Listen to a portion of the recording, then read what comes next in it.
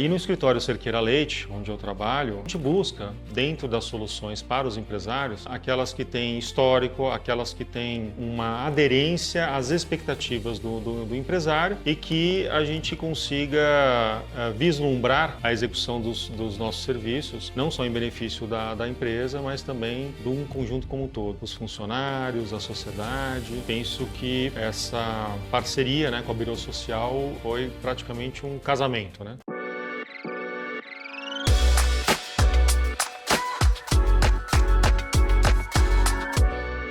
Seja muito bem-vindo, muito bem-vinda a mais um episódio de O Lado B dos Negócios, o podcast do ecossistema Birô Social.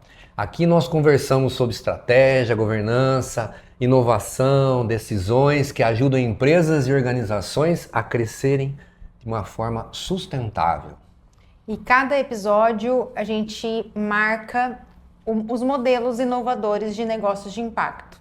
E hoje nós estamos aqui para receber um parceiro de longa data, que faz parte desse ecossistema de impacto, que é do Birô Social, Dr. Yuri. Fique à vontade, satisfação recebê-lo. Queria que você se apresentasse, falasse um pouco do seu trabalho. Ótimo. Doutora Fernanda, Marcos, muito obrigado pelo convite. É uma honra participar do podcast de vocês. Bom, meu nome é Yuri Guimarães Caiuela, sou advogado, contador. Milito na área tributária há uns 26 anos. Já trabalhei na PricewaterhouseCoopers, numa área chamada TLS, que é Tax and Legal Services, sempre voltado para soluções para as empresas, pareceres, consultorias, um apoio aos trabalhos de auditoria. E no escritório Cerqueira Leite, onde eu trabalho há 18 anos, o escritório é full service, então a gente busca, dentro das soluções para os empresários, aquelas que têm segurança, aquelas que têm histórico, aquelas que têm uma aderência às expectativas do empresário e que a gente consiga vislumbrar a execução dos nossos serviços, não só em benefício da empresa, mas também de um conjunto como um todo, os funcionários, a sociedade, e daí penso que essa parceria com a Birô Social foi praticamente um casamento. E de longa data já, Mas o que despertou em você, antes da gente entrar nesse tema principal nosso, o que despertou em você esse interesse na área do direito? Veja, diferentemente de outras famílias, que você escuta, meu pai era advogado, minha mãe era advogado, meu tio era advogado, eu não tenho nenhum advogado na família, Fui o primeiro a optar por essa área. Mas eu penso que a opção, veja, a gente tem que fazer a opção pelo curso, de direito, ou seja ele qual for, de curso de graduação, quando nós somos ainda muito novos, E eu acredito que essa questão de justiça, essa questão de fazer o bem, sempre esteve ali dentro da minha família, Acredito que uma grande parte em questão da religião, A minha família sempre foi uma família muito religiosa, e isso me motivou. A minha primeira opção, a bem da verdade, era educação física, Sempre fiz muita educação física, fiz natação, joguei vôlei, participei de campeonato. Na universidade também eu era do time que participava dos campeonatos e tudo mais. Só que o meu pai, como ele era da área empresarial, como meu pai era da parte de finanças, ele falava, não, isso aqui não vai ter futuro para você do ponto de vista financeiro. Amanhã você não vai conseguir se sustentar sozinho nem sustentar sua família, Então você tem que buscar algo que te dê esse suporte financeiro. E aí, como ele também, por ser empresário, tinha que lidar com advogados,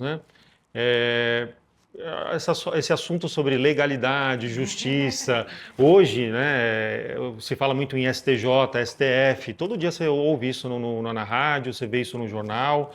Então eu penso que isso tenha me motivado a ingressar nessa área do direito. Muito bacana, talvez você colocar isso pra gente, para compartilhar com quem está nos vendo, nos ouvindo também, né? Dentro do que você está comentando, né? Na sua carreira, né? Uma carreira bacana que você já iniciou há muito tempo. Teve algum momento nessa sua carreira que você enxergou o papel do advogado dentro das empresas de alguma maneira diferente, que mudou às vezes a forma de você pensar? Qual o papel do advogado dentro de uma empresa? Tradicional, não, um pouco diferente? Como você me contaria isso pra gente? Eu vejo da seguinte forma, né? Hoje, com a introdução da inteligência artificial, diversas novas carreiras estão surgindo, né? Mas a advocacia, ela é uma das carreiras, né, mais antigas do mundo, né? Então, o advogado sempre esteve relacionado, ou sempre esteve conectado naquela pessoa que daria a orientação legalmente possível e correta para minimizar riscos, né? Eu uma vez participei de uma palestra em que o empresário ele estava reclamando dos advogados, mas reclamando no seguinte ponto: veja, eu sou empresário, sou dono de uma empresa, a empresa tem diversos contratos, a empresa tem diversas operações e quando eu entro numa sala para conversar com os advogados, olha, eu vou fechar esse contrato, queremos fazer essa operação. Eles começam a levantar todos os pontos negativos daquele contrato, né, que estava sendo proposto, né? E começa a pontuar. Então ele falou assim, eu gostaria muito que os advogados pudessem não focar, né, no passivo, nas contingências, nos problemas, e sim contribuísse comigo, o empresário, na busca de soluções. Que a gente focasse na implementação de soluções para que aquilo que eu, como empresário, pensei fosse viável do ponto de vista legal, operacional, comercial, sem correr riscos, né, na minha operação. E isso é uma grande verdade. Então, a gente tem atuado nessa carreira, né, de advogado, de consultoria, buscando dar suporte aos empresários para que eles continuem fazendo o que eles amam, o que eles gostam, né? Mas de uma forma sustentável, segura e que seja bom para todos os lados, para que ele possa crescer, para que ele possa tirar aí os ganhos, né, para ele e também que a gente busque uma solução, seja ela contratual, seja ela fiscal, seja ela societária, regulatória, né? Então esse é o papel do advogado, dar esse suporte jurídico para que a ideia do empresário possa ser implementada na prática de uma forma segura. Isso tem muita sinergia, né, com o trabalho do Birô, porque a gente está falando de um trabalho do jurídico dentro de uma consultoria, né, dentro de um aconselhamento, né, naquele advogado que eu acho que no passado, eu penso que na natureza da nossa profissão, acho que isso era muito comum, né? As pessoas buscarem um advogado para se aconselhar, né? Depois que a gente começou a entender por um período que o advogado era aquele processualista, aquele que ia, né, discutir em âmbito judicial. Eu acho que essa retomada, né, da postura do advogado como um consultor, as pessoas ainda têm um pouco de dificuldade de entender, né, doutor Yuri? Assim, as pessoas, é o que eu falo no geral, não só os empresários, né? Sim. Mas as pessoas têm um pouco de dificuldade de entender essa função do advogado como esse consultor para evitar o conflito, para evitar o dano, né? Sim. A gente tem, o Birô tem esse trabalho muito voltado à parte de empreendimento, na parte de negócios sociais, e quando eu vou falar com alguns colegas, eles têm um pouco de dificuldade de entender o que eu faço dentro do Birô, né? Então, assim, quando você traz como parceiro nosso, né, dentro de um escritório grande, essa postura, né, esse trabalho muito fiel à essência da advocacia, a gente tem essa empatia, né, esse vínculo, essa conexão, muito legal. Bom, vocês estão falando, né, no papel de advogados, né, vocês são advogados, né, mas existe muito uma visão, né, para o empresário ainda, que o advogado só entra em cena quando tem problema. É isso. A empresa fala, tem um problema, vou chamar meu advogado, vou atrás de uma consultoria, né? Isso ainda, eu não sei se isso é coisa do passado, acontece muito, isso já mudou, ainda faz sentido, né, na sua visão, esse pensamento ainda que os empresários têm? Marcos, penso que nós estamos num momento de transição, né? esse ponto que a doutora Fernanda levantou, de que o advogado sempre foi visto como sendo aquele cara de embate, do contencioso, das ações judiciais, ainda existe, né? Existem muitos advogados que optam, né? E acham que só dá para resolver as questões no contencioso. Mas isso não é verdade. A gente vê hoje, por exemplo, é algo cultural dentro do Brasil, né? Nós tivemos uma palestra em que nós trouxemos uma vez um senador dos Estados Unidos e que ele colocou que nos Estados Unidos o contencioso representa algo em torno de 15 a 20%. Então a consultoria, a mediação, a solução dos conflitos, né, que a gente chama de lead, a solução dos conflitos no âmbito pré-contencioso supera 70%. E no Brasil não é assim. Então você pega o jornal, são milhões e milhões de processos judiciais, né?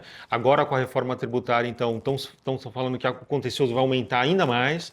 A questão das aposentadorias no INSS, nunca se fez tanto acordo para poder evitar esse contencioso, para dar uma enxugada no contencioso. Então sim, penso que o advogado cada vez mais olha para, antes de dar uma solução para o empresário, né? Deixa eu ver se eu consigo uma solução no âmbito administrativo, deixa eu ver se eu consigo uma solução antes do contencioso. Vamos nos antecipar para evitar o contencioso, porque uma vez que inicia o contencioso, são 5, 10, né, anos de discussão e é ruim para os dois lados, né? Então, o trabalho preventivo do advogado tem ganhado destaque nessa relação entre a advocacia, né, e os empresários. Muito bom. Até uma curiosidade também é falar para você do ponto de vista jurídico, né? Você, como um advogado, do ponto de vista jurídico, né?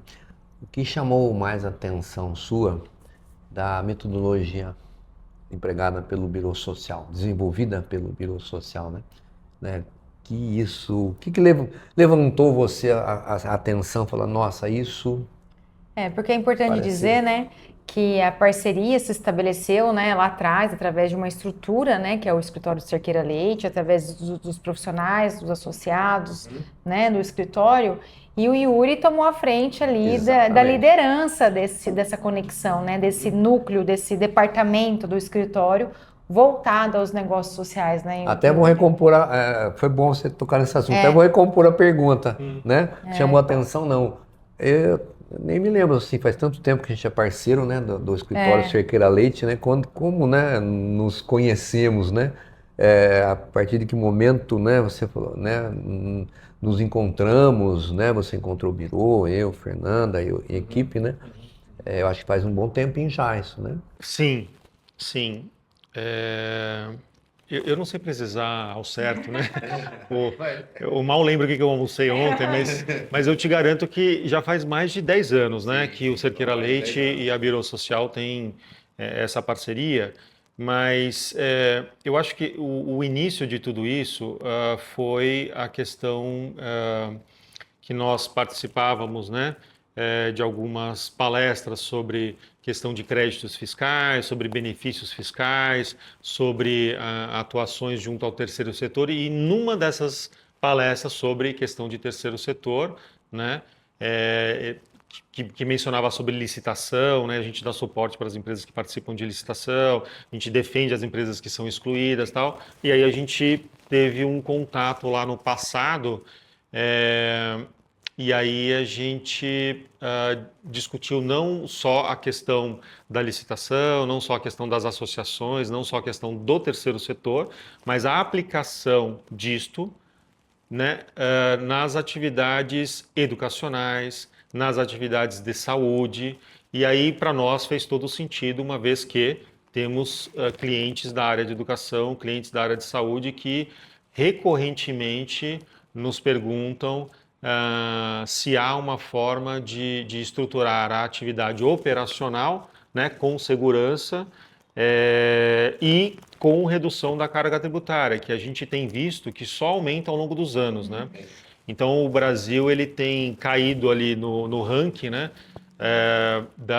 dos países que respeitam, né, as empresas, o empreendedorismo e tal, e nós estamos criando ali uma certa burocracia, aumento de carga e tal. Então a reforma tributária, a bandeira maior da reforma tributária era a simplificação, né?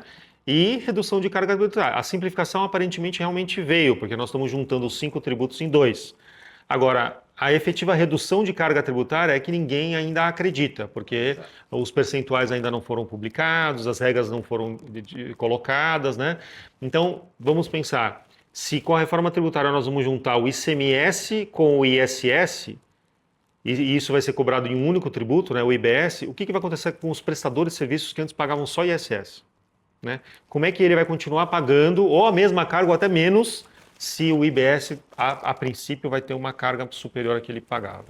Então, esse é o receio de todo empresário que atua, seja na área de educação ou na área de serviço, mas na área de saúde, mas essencialmente com prestação de serviço. Então, os prestadores de serviços estão muito preocupados com o que vem aí até o final desse ano, com regulamentação, alíquota, e se ele vai sobreviver, né, mais uma vez. Aí quando se depara quando vocês estão ali à frente desses clientes, aí em alguns momentos vocês ali como estrutura pensam de levar essa solução do Birô, né? Acho que é por isso, até fechando assim o que a gente falou, né? Sobre a questão de como nós nos aproximamos, né? Como que chegamos com soluções onde depois era uma indicação, virou uma parceria, atendimento conjunto, né? Os 2 escritórios atendendo o mesmo cliente, levando essa solução de negócio social para algumas atividades de mercado, né? Sim. Educação, saúde, foi as frentes que a gente contribuiu com vocês, né? Sim, sim. Em especial, né, os clientes da área de educação, por incrível que pareça, né, de cada 10 empresários que você conversa, 7 nunca ouviram falar sobre exercer a atividade da educação por meio de uma associação. Então, aqueles que já tinham ouvido falar, têm uma experiência ruim ou têm alguma experiência para compartilhar, né? De ruim. Eu já ouvi um caso de uma associação que atuou na área da educação, mas a associação ela foi desconstituída. Aí você vai se aprofundar, né, para pegar aquele caso e entender o que aconteceu. E aí você descobre que aquela associação, ela na verdade não era uma associação, era só uma associação de fato, não era uma associação de direito, não respeitava, né, o CTN, não respeitava a Constituição, não respeitava as leis que regulam a associação. Então, penso que esses maus exemplos não são a regra, pelo contrário, a regra é o direito, né, constitucional que os empresários têm de exercer a atividade educacional, né, por meio de uma associação e receber o benefício da imunidade. E ao receber o benefício da imunidade, ele tem que dar a contrapartida. E qual que é a contrapartida? É o compliance, né, é respeitar as normas, respeitar as leis e ter ali a escrituração, né, fiscal e contábil de uma forma que possa ser auditada por qualquer um. E faz todo sentido, né? Se o governo está dando com uma mão, te dou a imunidade para você exercer a atividade de educação, a outra você tem que falar, ok, aqui está tudo correto, eu tenho tudo escriturado, você pode vir me fiscalizar a qualquer momento, quando você quiser.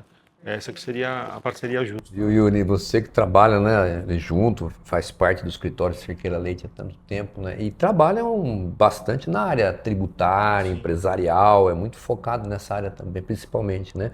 O que você notou de diferença? Qual a diferença, né, que você notou, né, você pode até apontar assim, da metodologia empregada, desenvolvida pelo Birô Social para resolver um planejamento tributário, uma questão de imunidade, isenção, enfim, questões tributárias, né? Estratégias de negócio dentro da área tributária, né? Que diferença você viu na nossa metodologia? Veja, quando você tem uma entrevista, uma reunião, né, com um empresário que ele te confidencia a dor dele, que é pagar muito tributo, a primeira coisa que um advogado ou um consultor ou mesmo um contador pensa é o seguinte: eu vou revisar a sua apuração e ver se você está apurando o cálculo dos tributos de forma incorreta. E aí eu vou arrumar aqui a base de cálculo, a parametrização, às vezes a alíquota e tal, e eventualmente consegue, né, uma redução de carga. Mas se eu comparar isso, né, que seria uma revisão da apuração dos tributos de uma escola, com a realização das atividades educacionais via uma associação é uma comparação que, com certeza, ele sempre terá um benefício financeiro se ele usar uma associação para a realização das atividades educacionais. Por quê? Porque lá, numa associação, nós estamos falando de imunidades e isenções. Então, nós não estamos falando de alíquotas, não estamos falando de redução de base de cálculo, não estamos falando de diferimento, não estamos falando de suspensão, que são soluções que você traz para os empresários quando você tem as atividades operacionais, você consegue, por meio destas soluções, a redução da carga tributária. Mas a realização das atividades educacionais por uma associação, além de trazer essa questão da redução da carga tributária, é algo que traz sustentabilidade à atividade educacional. Por quê? Porque as sobras que você vai ter ali na escola, em razão do não recolhimento dos tributos, né, por você usufruir da imunidade da isenção, você pode reinvestir, melhorar a estrutura, melhorar o salário dos professores, né? Você pode expandir, né, a sua escola, né? E é o que todo empresário quer. Todo empresário reclama que, puxa vida, eu queria aumentar uma sala e não consigo. Aí ele bate na porta do banco, os juros são muito altos, né? Então, o planejamento, né, do início das atividades pela associação passa por uma análise do que acontece hoje na escola, quais são as dores do empresário, o que ele pretende para um futuro no curto, médio e longo prazo, né? Eu sei que isso não é cultural no Brasil, mas é cultural em outros países como Alemanha, Japão. Você pensa 5, 10, 15, 20 anos lá para frente, né? Legal. Mas o brasileiro não consegue fazer isso porque ele não sabe o que vai acontecer amanhã, né? Então ele perdeu um pouco essa questão do planejamento, mas o Cerqueira Leite e a Birô Social, toda vez que vão iniciar um projeto, né, de realização das atividades educacionais via associação, passa por esse estudo, passa por esse planejamento, passa por essa análise, né, porque não existe apenas uma solução que seja aplicável para todo tipo de escola, né? Então você tem que adequar a solução para as expectativas daquele empresário, da estrutura que ele já tem hoje e aonde ele quer chegar, no curto, no médio e no longo prazo. Muito bom. O Dr. Yuri já é especialista em negócio de impacto social, né, Dr. Yuri? 10 anos quase, né? Uma história. A gente construiu uma história juntos, né? A gente tem hoje clientes que foram atendidos por nós juntos, né? A gente aparece ali para eles como aquele suporte, né, diário, que eles possam contar, que eles possam entender melhor o modelo. E pegamos exemplos, inclusive, de associações já constituídas, né? Em que foi assim, um grande desafio para nós entender também, né? Como que chegou neste lugar, né? De chegar a ponto de perder uma imunidade. Sim. Por má gestão, por má eficiência, por falta de uma assessoria mais especializada e até sincera, né? Que eu ia falar sincera, porque quando a gente conhece a estrutura daquele, faz um estudo de viabilidade que você comentou antes, a gente já entende a característica daquele empresário, né? A gente já sabe que caminho e que norte que ele quer tomar. E quando abre uma associação, transfere todo o patrimônio para essa associação, não garantindo a segurança desse patrimônio, esse legado, né? A gente viu já alguns riscos acontecerem ali, né? No percurso, né? Sim. E diante desses quadros, né? O que foi mais perceptivo para você, o que a gente mais entregou de valor nesse trabalho junto a esse cliente? Né? Você acha que eu tenho as minhas conclusões, mas queria ouvir as suas. Eu acho que o empresário, quando ele tem essa dor e a gente faz a análise da dor dele e traz uma solução, a solução não necessariamente ela tem um começo, um meio, mas não necessariamente precisa ter um fim, né? Porque no Brasil nós temos praticamente 6 a 8 alterações diárias da área tributária, né? E graças a Deus a questão da imunidade ela se mantém ao longo dos anos, né? Então a nossa Constituição, que é de 88, até hoje não mexeu neste direito da imunidade, né, das escolas ao atuarem como uma associação. Então, a imunidade foi preservada. Sim. E é uma pergunta que os empresários me fazem até hoje. E agora, né, com a reforma tributária, vou perder, né, a minha imunidade que vocês vieram aqui e implementaram, tal? Não, a sua imunidade está preservada.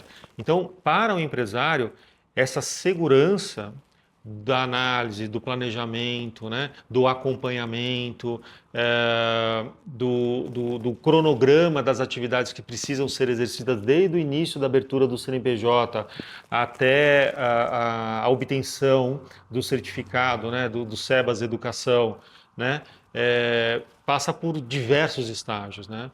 Então, e esses estágios respeitam o ritmo de cada uma das escolas, né? A nossa assessoria, né? O Marcos falou, vocês estão fazendo muito conversa de advogado, mas a nossa assessoria, ela traz não só a visão do advogado, como também do contador, né? Eu e o Marcos somos contadores, do administrador, na equipe existem administradores, né? Do economista. Então, é uma equipe multidisciplinar que foi criada exatamente para poder dar essa solução com segurança para, seja as escolas, os hospitais, as clínicas, né, poderem atuar por meio de uma associação e, de novo, com sustentabilidade, né, com essa assessoria, né. Então, é uma assessoria que ela tem, sim, começo e meio, mas eu penso que ela não tem um fim, porque a gente constantemente auxilia o empresário nas novas ideias que ele tem. Olha, eu estou atuando desse dia, mas eu estou agora pensando no A, agora estou pensando no B. Eu consigo seguir. O próprio monitoramento, né? Sim. O monitoramento contábil, né? Para verificar Sim. o cumprimento dos requisitos ali nos lançamentos, né? Nos registros, nos documentos de suporte, que são os relatórios de atividade, né? A gente implementa esses documentos e a gente monitora eles todos para garantir essa imunidade, né? Em decorrência dos requisitos legais que devem ser cumpridos. Sim. E olhando do lado contábil, né? A gente olha assim na contabilidade, muito se fala da simplificação, né? Olha, vamos simplificar a forma de tributos, a forma contábil, simplificação, né? Mas às vezes pouco se fala da forma da estratégia, do planejamento, né? O que acontece com a reforma tributária, né? Que veio trazer uma simplificação, e não é tão simples assim, né? Em muitos casos aumenta até a carga tributária bastante. Então a gente olha assim, essa reforma tributária, né? O que realmente mudou efetivamente para o empresário e para as instituições? Para melhor, para pior? Um exemplo que nós estamos falando muito hoje, que a gente tem os parceiros, né? Nós somos parceiros, temos os clientes em comum, que é na área de educação, né? O que mudou, né? Aí vai para quem está nos ouvindo também, até já é uma dica aí dentro dessa área mesmo da educação, né? O que mudou a reforma tributária para empresários, normalmente pequenos e médios, e para instituições, organizações da sociedade civil. Gostaria até que você fizesse esse resumão para a gente dessa mudança aí. Tá, veja, eu penso que a reforma tributária, da forma como ela foi proposta, né, pelo governo, ela era para ter iniciado agora em 2026, postergaram o início para 2027, né? E durante algum tempo ela vai concomitantemente ter a história antiga, da contabilidade antiga, e a história nova dos novos tributos que foram criados, né? Do IVA novo que foi criado, que é o IBS e o CBS. Então, a bem da verdade, eu penso que impacta a todos, seja você Simples Nacional, lucro presumido ou lucro real, mas de formas distintas. Como assim, Yuri, de formas distintas? Vamos pensar no Simples Nacional. O Simples Nacional, em regra, ele está fora da reforma tributária. Mas por que em regra? Porque ele também pode optar por ser Simples Nacional híbrido. Então, para os tributos que estão dentro da reforma tributária, que é o ISS, o ICMS, o PIS, e o COFINS e o IPI, ele pode fazer uma apuração segregada, daí o termo híbrido. Ele paga o DAS para todos os tributos que não são esses que estão dentro do IBS e CBS, e para estes tributos que estão dentro do IBS, ele faz uma apuração segregada. Mas, Yuri, por que alguém em sã consciência optaria, né, por ter um simples híbrido? Simples, porque o adquirente desses produtos, desses serviços do Simples Nacional, se ele for Simples Nacional, única e exclusivamente Simples Nacional, ele não transfere o crédito. da forma como as PJs, as empresas necessitam. Então ele perde competitividade. E ao ser simples híbrido, ele vai transferir os créditos como se fosse lucro real ou como se fosse lucro presumido. Então ele compete de igual para igual com as empresas maiores, né? O lucro presumido, qual que vai ser o grande desafio para ele? Ele não está acostumado a fazer creditamento de PIS, COFINS. Ele nunca fez isso. Ele sempre pagou o PIS e COFINS numa alíquota fixa. E aí vinha a cascata. Então a reforma tributária ela vem prometendo acabar com essa questão de cascata, só que também vai ser um desafio para quem é lucro presumido, porque ele vai começar a apurar crédito, né? Que ele antes nunca fez. E ele vai ter que fazer essa operação de forma cumulativa. De 2027 a 2033, ele vai ter que ter a contabilidade antiga, sem apurar crédito, e a contabilidade nova apurando os créditos. Desafio imenso. Yuri, então o lucro real não vai ter desafio nenhum. Tem, porque também mudou para quem é lucro real. O lucro real está acostumado a fazer o creditamento, só que o creditamento no lucro real não é igual o que vai acontecer com IBS e CBS, que se divulga, né, que vai ser um creditamento amplo. 100% da energia elétrica, 100% das aquisições, 100% dos insumos, 100% dos gastos que tem na sua operação. E o lucro real estava acostumado a fazer uma análise, deixa eu ver se isso é ou não operacional, se isso encosta ou não no meu produto final, se isso tem... deixa eu ver as decisões da Receita Federal que falam... Então, é um desafio para todo mundo, para todas as empresas. A publicidade é de que tem a simplificação das declarações acessórias, isso é uma verdade, mas eu assim, quero acreditar, mas é difícil de acreditar que vai ter uma redução de carga tributária. Ainda que a gente diga, por exemplo, a área da educação vai ter uma redução de base de cálculo de 60%, consequentemente vai pagar menos tributo, a gente só vai saber quando as regras forem publicadas de agora até o final desse ano de 2026, para saber se efetivamente as escolas vão ou manter ou ter uma redução, né? O que me parece, assim, tendo o histórico, né, das alterações tributárias que acontecem, tudo indica que seja ela simples nacional, lucro presumido ou lucro real, a tendência é de que, mesmo com a redução de base de cálculo, ela tenha um dispêndio maior de tributos para poder se manter regular. E aproveitando desse gancho, né? Como que fica o modelo de negócio social do Birô Social nessas escolas, né, daqui para frente? Continua sendo um benefício para essas escolas? Penso que sim, e eu acho que isso ganha até mais força, né? Porque antes de você ouvir falar sobre o negócio social, né, impacto positivo e a atuação da educação por meio de uma associação, antes de você entrar nesse mérito, nessa metodologia, você buscava a redução das bases de cálculo comparando o Simples Nacional, lucro presumido, olhando as alíquotas, olhando as bases, vendo se a empresa estava calculando de forma correta, né? Então, essa solução via negócio social, de realização das atividades educacionais, via uma associação na área da educação, usufruindo da imunidade e mantendo o compliance, né, fiscal e contábil, ele com certeza se mostra muito mais benéfico, seja do ponto de vista financeiro, porque ele usufrui da imunidade, de novo, não estamos falando de redução, de alteração de alíquota, nem de suspensão, nós estamos falando de imunidade. A escola não vai pagar o tributo, não vai pagar imposto de renda, não vai pagar a contribuição social, PIS, COFINS e o ISS. E aí tem também a questão da sustentabilidade. Por quê? Porque ao usufruir da imunidade, se antes ela não percebia ou não dava atenção para o compliance, agora ela vai dar.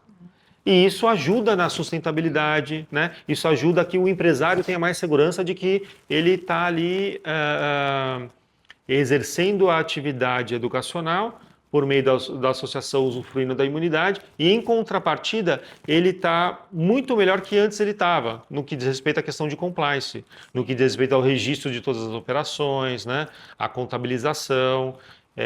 E eu acho que ele pode dormir mais tranquilo à noite também. E é um direito constitucional. Direito constitucional, sem dúvida. Muito bom essa sua colocação, né? Que eu acho que vem muito de encontro aqui. Muitos que estão ouvindo a gente, vendo a gente, têm essa dúvida, têm essa vontade de saber um pouquinho mais, né? É importante estar falando desse assunto, né? Que às vezes pode ser pesado, a gente fala em reforma tributária, tributo, imposto e tal, mas é fundamental nesse modelo que nós estamos falando, que a gente está atuando, né? Principalmente na área da educação, né? Nessa área educacional. Isso é fundamental, né? E é uma dúvida normal, né? Pela nossa experiência, de cada 10 empresários, 7, né, desconhecem da possibilidade de você exercer atividade educacional via associação, né? Então, até que a pessoa, número um, se convença de que número é legal, é constitucional, né? Tem suporte jurídico, constitucional, legal para poder realizar isso. Veja os exemplos das escolas que são acompanhadas por nós, né? Inclusive fiscalizadas pelo âmbito da Secretaria da Fazenda de São Paulo, que é uma das mais rígidas do Brasil, né? Nós temos mais de 1.500 municipalidades. Cada municipalidade tem as suas regras ali, né? O seu próprio código e tudo mais. Mas desafio uma que seja assim tão não competente, mas tão rígida, né? Na análise das operações, para ver se está regular, né? Se tem o compliance e tudo mais.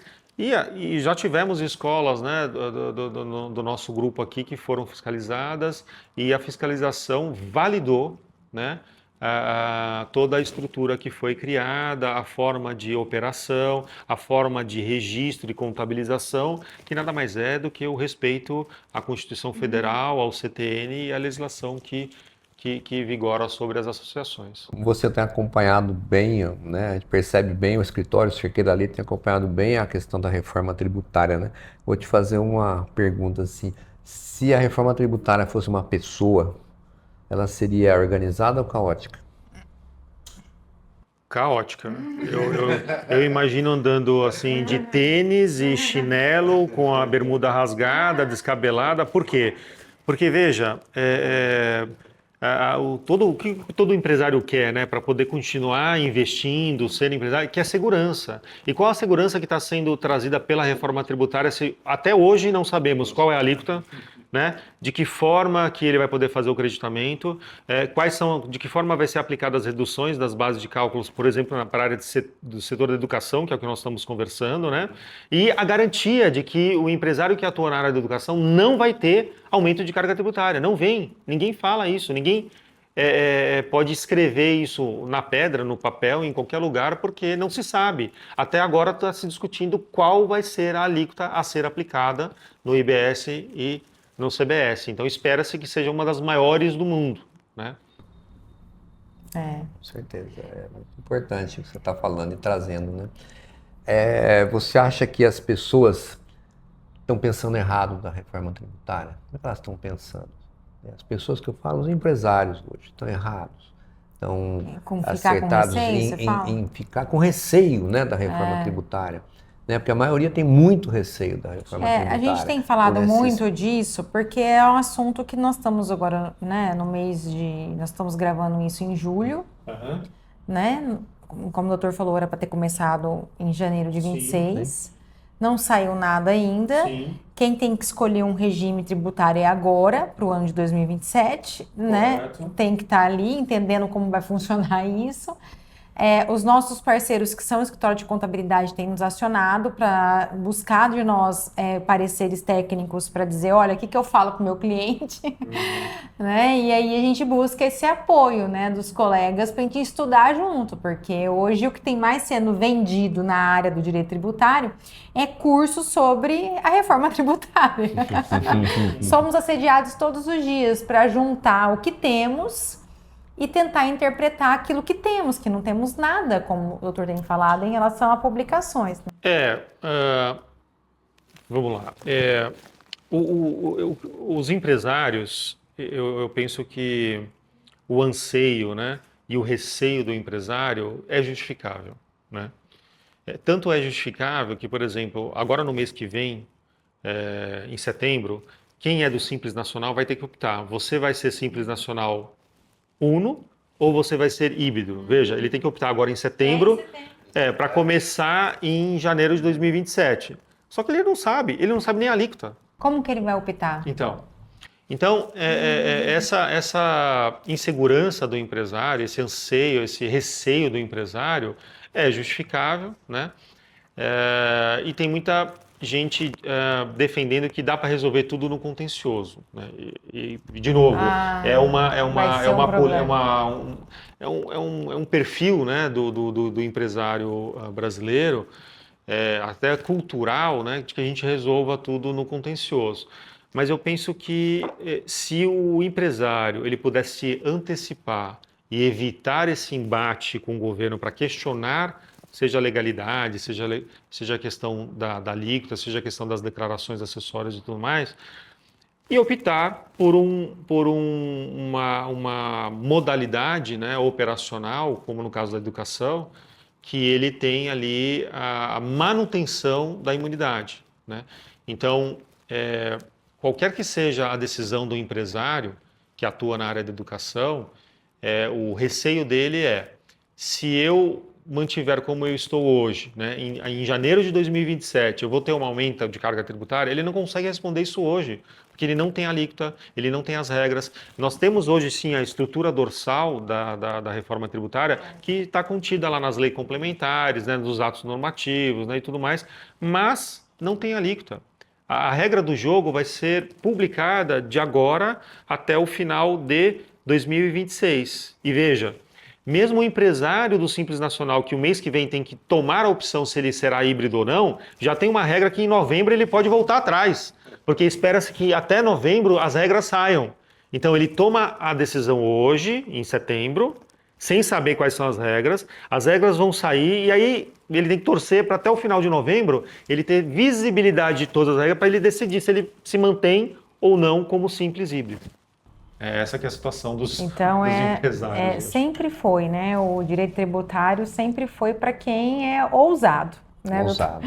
Agora está ainda mais. Né? Porque continua muito caótico. Né? Tudo que você está colocando realmente é caótico para um planejamento. Né? Você não consegue fazer Como você vai planejar alguma coisa sabendo que vai ter mudança? Mas assim, e qual é a mudança? Você planeja o quê? Se você não sabe que mudança vai ser. Eu falo assim que a gente tem esse mar de possibilidades, né? O direito tributário está aí. Nós vamos voltar lá na essência da nossa natureza, né? Que é ser aquele consultivo, ser aquele que vai evitar um conflito. Só que diante deste caos, a gente tem que assegurar o mínimo ali dentro das tratativas com o empresário de educação, que a melhor forma hoje para ele ficar mais estável é indo para o modelo de negócio social, ele sendo educação, ele sendo saúde, porque ali é um direito constitucional, ele não vai ter que verificar a alíquota, ele não tem que verificar a compensação, vai existir a compensação, existe um movimento todo do terceiro setor vinculado à questão da precificação, isso vai ser regulado ainda, momento oportuno nós vamos falar mais sobre isso, mas a gente entende que para sair fora desse movimento, ele tem que estar aí se preparando para entrar nesse modelo que fica seguro ali, né? Imunidade é imunidade, aí é a nossa área, nós vamos discutir só imunidade. Que a única coisa bem definida né, na reforma tributária, que realmente as instituições, organizações da sociedade civil tal, que cumprem né, com tudo que está na Constituição Federal, ali marcado, vão continuar tendo o benefício da imunidade. Isso é a única coisa garantida e segura. Muito pelo contrário, né? Vai ter algum benefício a mais. Né? O piso folha de pagamento também não vai existir também. Né? Então até tem uma redução um pouquinho maior nesse sentido. Né?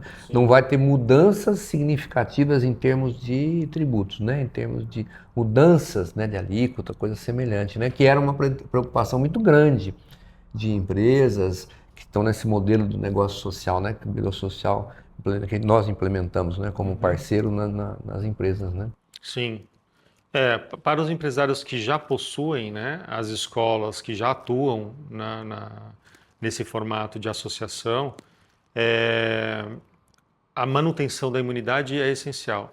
E para quem ainda não entrou, né? Em via de todas essas dúvidas, né? Com relação à alíquota, as regras que serão aplicadas, né? ele tem duas opções. Ele pode se aprofundar, né, e optar agora para iniciar 2027 já no novo modelo de associativo, de associação na área da educação, ou pagar para ver. Iniciar o ano de 2027 aplicando as regras da nova reforma tributária, sentir na pele e verificar se ele teve efetivamente um aumento da carga tributária, né? E que bom, e mesmo que ele se arrependa disso, ainda em 2027 ele também, durante o ano calendário, né? Esse é um outro ponto importante para mencionar. A regra hoje existente numa empresa é, se você optar, por exemplo, por lucro real, você optou pelo lucro real e você não pode mudar o regime de tributação ao longo do ano calendário. Ponto. Optou por lucro presumido? Também não pode. Simples? Também não pode. Mas essa solução que nós estamos trazendo em conjunto para os empresários que atuam na área da educação, essa alteração ele pode fazer mesmo durante o ano calendário. Perfeito. Ok? E respeitando o compliance, respeitando as leis, respeitando tudo, porque ele não vai extinguir a escola dele, que é uma dúvida de todo empresário que quer, né, iniciar a atividade por meio de uma associação, mas, puxa vida, eu tenho um carinho tão grande por esse CNPJ, eu mesmo criei esse CNPJ, ele está comigo há mais de 20 anos, eu vou ter que cancelar? Não. Olha que notícia boa, você não precisa cancelar o CNPJ. Ele não vai ser transformado. Não, e também não vai ser transformado, né? E mais do que isso, durante o ano de 2027, se esse empresário que é conservador, que quer pagar para ver, quer aplicar a reforma tributária, quer sentir que ela teve uma majoração da carga, ao longo do ano calendário ele pode tomar a opção de mudar a metodologia de como ele calcula os seus tributos e como ele exerce as suas atividades educacionais. Isso é importante a qualquer momento, né? E vai outra dica, né, para quem está nos assistindo e ouvindo, exatamente o que o Dr. Yuri está falando, que é um especialista nessa área tributária. Isso é muito importante. O que ele está resumindo e colocando é que o mercado, os empresários, que é o segundo setor, podem andar junto com o terceiro setor, sem desconfigurar o modelo. Isso é o modelo do negócio social que a gente vem implantando, vem divulgando, vem trabalhando. Ele está dando essa prova assim, esse é o caminho. Esse é o caminho que você pode alterar a qualquer momento, pode ingressar a qualquer momento, mas o quanto antes é melhor para você. Isso você consegue planejar, né? Você consegue ter um planejamento mais conciso, mais completo, quando você acrescenta no seu planejamento um terceiro setor. Uma outra figura, uma outra natureza jurídica, que vai se conectar com o segundo, que tem um recurso, que tem um know-how, que tem esse fundo de comércio, mas que vai desfrutar dos benefícios fiscais. Muito bom. Então agora nós vamos para o nosso quadro Direto ao B. Funciona assim esse quadro Direto ao B. Faremos algumas perguntas rápidas e a ideia é assim, responder o que vier, a primeira impressão que vier, a primeira reflexão, o que vier na sua cabeça, na sua mente, você responde. Bem rapidinho. São, assim, a maioria das perguntas são bem voltadas a esse empresário também, que quer entender um pouco o negócio, né? O que uma empresa nunca deveria deixar para resolver depois? Não emitir nota, não ter compliance, né? Não dá para deixar para resolver depois, né?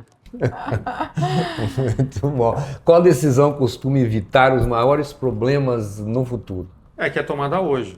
Porque hoje é o presente, não se fala isso, você tem que viver o presente. Adorei. Então você tem que tomar as decisões hoje. Não pode deixar nem né, olhar para o passado e nem ficar olhando para o futuro. Amei, eu vou levar para um segmento aí das escolas que eu estou atendendo, que está deixando muito para depois. O que diferencia empresas que crescem com segurança daquelas que crescem apenas em velocidade? Eu penso que é o compliance. Né? Que é você obedecer às regras, às leis, porque às vezes a empresa opta por crescer rápido, sem obedecer às regras e leis, tem uma lucratividade maior, mas não é sustentável. Né? Então, a grande diferença, eu penso que é você crescer com sustentabilidade. Yuri, qual a característica indispensável para uma empresa, né, de uma boa liderança? É que ele tome a decisão, né, ciente de todas as vertentes, né, de todas as áreas. Eu acho que uma decisão quando ela é tomada só do ponto de vista financeiro, ou só do ponto de vista educacional, ou só do ponto de vista regulatório, ou só societário, é uma decisão que não se sustenta no longo prazo. Em uma palavra, o que representa governança? Respeito. Na sua visão, qual o maior patrimônio de uma empresa? Na minha opinião, são os funcionários. Na nossa também. Tem gente que pode falar, não, é a estrutura física, são os computadores, né? É a marca, São enfim. as pessoas. São as pessoas.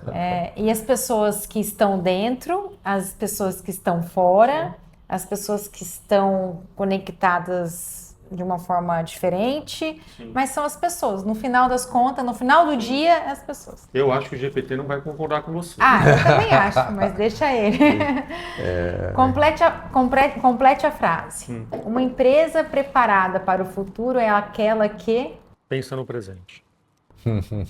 Muito legal. bom, assim, acho que a gente vai caminhar para terminar esse nosso podcast, mas eu quero voltar a dizer sobre a importância da parceria, né? Do Escritório Cerqueira Leite, do Dr. Yuri, né? Com o Birô Social. A cada movimento que nós hoje pensamos para o Birô, a gente pensa de se aproximar ainda mais dos parceiros, né? O convite a vocês estarem aqui hoje é apenas mais um passo a fortalecimento dessa parceria, né? E agradeço muito, né? Eu sei como que é parar uma agenda para estar aqui. Mas a gente hoje entende que nós temos que estabelecer mais conexão, fazer mais pontes, né? Interagir melhor até com esses parceiros, valorizando esses momentos mais, sabe, doutor Yuri? A gente teve tantas experiências boas, né? Tanto êxito em tudo que a gente fez em conjunto, e nós temos muito a ampliar isso. Então, assim, toda a equipe do Birô Social está totalmente à disposição do Escritório Cerqueira Leite, totalmente à disposição para qualquer situação, não só dos clientes que temos comuns, mas qualquer cliente que vier, que você entenda da importância de ter alguma coisa dentro do nosso know-how que a gente tem a oferecer, né? Sempre é assim que a gente pensa, porque a gente pensa nas pessoas, porque a gente pensa na importância desse coletivo, no fortalecimento desse grupo, né? E a gente só se torna forte, necessários para a humanidade, como a gente vê, né, o Birô Social hoje, através das parcerias, né? Através também do valor que existe em cada escritório parceiro nosso. Então, de novo, assim, muito obrigada. A gente adora trabalhar com você, super competente no que você faz. Tenho muita sinergia com o que você traz de conteúdo nas reuniões, né? Eu e o Yuri, a gente tem um contraponto, porque ele é muito, assim, desse de acarinhar, de trazer a solução, né? Às vezes eu vou para aquele ponto da dor, às vezes eu trago aquela coisa, assim, de que, eu trouxe a notícia ruim, eu não queria te dar essa notícia, mas eu tenho essa notícia para te dar. Aí ele vem e traz a solução, assim, muito bacana. Eu já vi isso acontecer e a gente termina a reunião, todo mundo ficando feliz, né? Todo mundo agraciado. Então, de novo, muito obrigada. Viu? Eu que agradeço, agradeço o convite, agradeço em nome do Dr. Ricardo Cerqueira Leite, né, que é o fundador do Escritório Cerqueira Leite, que é um escritório full service, né, e que esse projeto, né, do negócio social, por ter esse impacto, né, não só tributário, né, econômico, na vida das pessoas e tudo mais, eu acabo sendo o gestor, né, desses projetos, mas, de novo, é um projeto multidisciplinar. Então, tem a parte contábil, tem a parte societária, tem a parte legal, né, tem a parte tributária. De vez em quando tem ali algumas diligências para serem feitas junto à prefeitura, né, junto à União. Então, é um projeto assim muito gratificante, né, multidisciplinar, e essa sinergia entre Cerqueira Leite e Birô Social, compartilho da opinião de vocês, existiu desde o começo, permanece, e é muito gratificante a gente poder participar de um time que todo mundo pensa não igual, né, mas de forma complementar e sempre buscando a melhor solução para os nossos clientes. É isso aí. Muito bom, mas não terminamos ainda. Tem sempre uma última perguntinha para fazer, sabe? Que é fundamental, né? Tô vendo realmente, antes de eu te agradecer pela presença, né? Por todo esse compartilhar esse conhecimento, né? Toda essa parceria de tanto tempo, né? O que acontece quando uma empresa que decide ir além? Quando ela vai além, ela sempre busca novos horizontes, né? Isso faz parte do ser humano, ele nunca está satisfeito, né? Então, eu vejo com bons olhos. Quando ela vai além, ela sempre está ali buscando novos complementos, novos desafios e novas soluções. Mais uma vez, muito obrigado pela sua participação, por todos esses anos de parceria. Aprendemos muito uns com os outros. E agradecendo a você que nos ouviu, que participa, que está sempre nos ouvindo, nos vendo nos podcasts. Gratidão por estar junto para mais esse episódio, o lado B, que faz parte, né, do podcast do Birô Social. E espero contar com vocês sempre. Siga-nos nas redes sociais, sigam Dr. Yuri, Escritório Cerqueira Leite também. Por favor, falar o endereço. Fale aí o endereço das suas redes sociais. O Cerqueira Leite, no LinkedIn é @Cerqueira Leite e o Yuri é Yuri Caiuela. Caiuela é Cayuela. Preciso mudar, mas é meu sobrenome. Não pode. Muito obrigado. Até a próxima. Até a próxima.